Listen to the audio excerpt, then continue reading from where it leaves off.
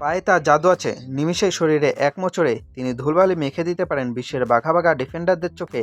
বা পায়ের সেই বাঁকানো শট যখন জালের কোনা খুঁজে নেয়, মনে হয় কোনো দক্ষ শিল্পী ক্যানভাসে তুলি শেষ টান দিলেন। ফ্রিকিকগুলো যেন এক একটি কবিতা। 18 বছর বয়স থেকে যে ছেলেটা ইতালির দর্শকদের মুগ্ধ করে যাচ্ছেন, যাকে খেলতে দেখা মানেই গ্যালারির দর্শকদের পয়সা উসুল, তার নাম পাওলো দিবালা। কিন্তু নিয়তি বড় নিষ্ঠুর, কখনো কখনো অনেক বেশি প্রতিভা থাকাও যেন এক অভিশাপ হয়ে দাঁড়ায়। আজ আমরা এমন এক ফুটবলের গল্প বলবো যার ক্যারিয়ার জুড়ে শুধু এক দীর্ঘশ্বাস আর যদি কিন্তুর গল্প।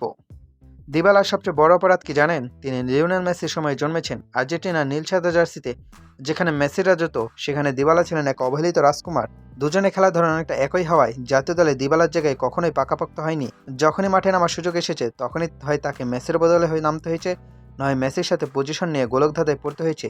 একরাশ দীর্ঘশ্বাস হয়ে তিনি সাইড বেঞ্চে কাটিয়েছেন বছরের পর বছর।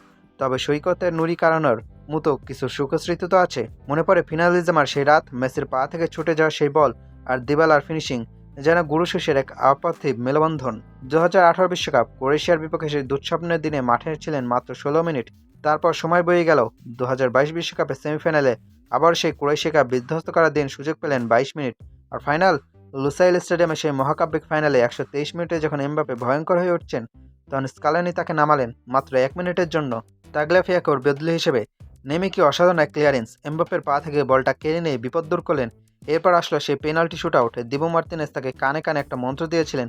দিবু জানতেন তার সেভের প্রতি প্রতিপক্ষ গোলরক্ষক লরিস একদিকে ঝাঁপ দেবেনি। দিবু বললেন শটটা ঠিক মাঝ বরাবর মারবে। দিবালা চোখ বুজে সেই আদেশ পালন করলেন, একদম জাল বরাবর মাঝখানে।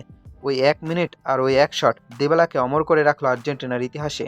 রোমার সাথে চুক্তি শেষ এই মৌসুমেই, কিন্তু ভাগ্যবিধাতা এবারও তার সাথে খেলেলেন এক নিষ্ঠুর খেলা। পায়ের মেনিসকাস চোটের কারণে এই মৌসুমে সিংহভাগী সময় তাকে কাটাতে হয়েছে মাঠের বাইরে। যখন দরকার ছিল ফিটনেস প্রমাণের, তখন তিনি হুইল চেয়ারে।